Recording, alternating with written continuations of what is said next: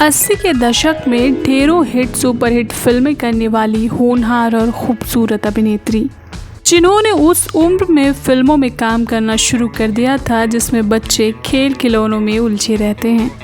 लेकिन आपको ये जानकर हैरानी होगी कि ये अभिनेत्री नहीं बल्कि गायिका बनना चाहती थी। बचपन से ही रियाज करती थीं और कई फिल्मों के लिए गाने गाए भी इन्होंने। लेकिन किस्मत कुछ और ही चाहती थी और देखते ही देखते गायिका को अभिनेत्री बना दिया।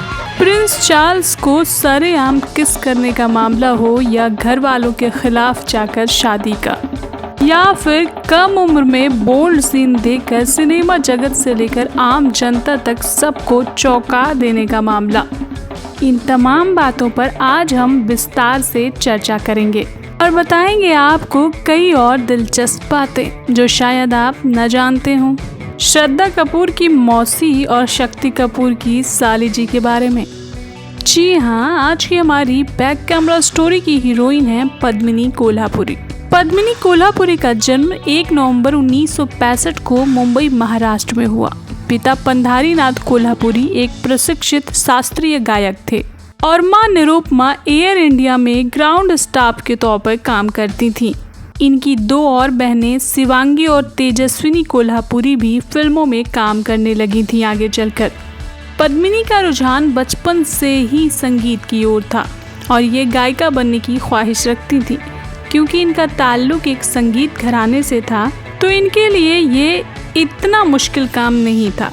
थोड़ी बहुत ही कोशिश के बाद 1973 में आई फिल्म यादों की बारात में इन्हें मौका मिल गया और बहन शिवांगी के साथ मिलकर इन्होंने कोरस के रूप में फिल्म का टाइटल सॉन्ग गाया। इसके अलावा भी इन्होंने आगे चलकर हम इंतजार करेंगे, विधाता, सड़क छाप और कुछ अन्य फिल्मों के लिए भी गाने गाए थे।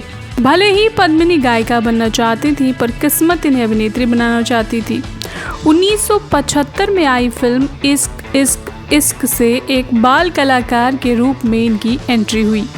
लेकिन 1977 में आई फिल्म सत्यम शिवम सुंदरम में इनके द्वारा निभाए गए किरदार की खूब सराहना हुई और इन्हें पहचान भी मिल गई। इन 2 फिल्मों के अलावा भी कई फिल्मों में बाल कलाकार के रूप में नजर आई पद्मिनी, जिनमें से गहराई काफी विवादित रही क्योंकि इस फिल्म में दर्शाए गए एक सीन में पद्मिनी मदहोश अवस्था में नजर आती हैं और अमरीश पुरी कुछ उत्तेजक क्रियाएं करते नजर आते हैं। कहा जाता है कि इस सीन की वजह से सिनेमा घरों में बम्पर भीड़ इकट्ठा हुई थी और ब्लैक में टिकट भी बिके थे। हालांकि इसके लिए इन्हें खूब आलोचना भी झेलनी पड़ी। लीड एक्ट्रेस के तौर पर इनकी पहली फिल्म थी आहिस्ता आहिस्ता। हालांकि इस फिल्म से कोई खास फायदा नहीं मिला इन्हें, लेकिन फिर इसके बाद वो हुआ जिसका हर अभिनेता अभिनेत्री को इंतजार रहता है। 1982 में पद्मिनी नजर आई राज कपूर की फिल्म प्रेम रोग में। इसमें इनके अपोजिट ऋषि कपूर थे और इन दोनों की जोड़ी ने कमाल कर दिखाया। सामाजिक कुरीतियों को आईना दिखाने वाली इस फिल्म में पद्मिनी ने शानदार अभिनय किया था। इस फिल्म के बाद इनकी लोकप्रियता को 4 चांद लग गए थे। इनका नाम इंडस्ट्री की मशहूर अभिनेत्रियों में शुमार हो गया था। गलियां ये चौबारा हो कि भंवरे ने खिलाया फूल, इस फिल्म के गाने भी खूब पसंद किए गए, यहाँ तक कि आज भी लोग इन गानों को गुनगुनाते हैं। इसके बाद तो एक सिलसिला ही चल पड़ा और इन्होंने दर्द का रिश्ता, विधाता, सौतन, बेवफाई, दाता, प्यार झुकता नहीं जैसी तमाम शानदार फिल्मों में अभिनय किया। ये इनके करियर का पीक टाइम था और इस दौरान इन्होंने तमाम दिग्गज अभिनेताओं के साथ काम किया। बात करें इनसे जुड़े विवादों की तो इनसे जुड़ा एक विवादित मामला ये भी है कि साल 1980 में जब प्रिंस चार्ल्स भारत भ्रमण करने आए थे तब उनका मन हुआ था कि वो फिल्म की शूटिंग देखें और शूटिंग देखने के लिए वो जब सेट पर पहुंचे थे तो उनका स्वागत सत्कार हुआ था और उस स्वागत सत्कार के बाद कलाकारों से मिलने का सिलसिला चला। मुलाकात के दौरान पद्मिनी ने खुले मंच पर उनको गले लगा लिया और उनके गाल पर किस कर लिया। ये घटना उस वक्त के लिए चर्चा का विषय बन गई थी क्योंकि उस वक्त इस तरह किसी को किस करना इतनी आम बात नहीं थी। बाद में पद्मिनी ने स्वीकार भी किया कि ये उनकी गलती थी, इसका उन्हें पछतावा है। आइए हम आपको बताते हैं इनकी शादी का किस्सा।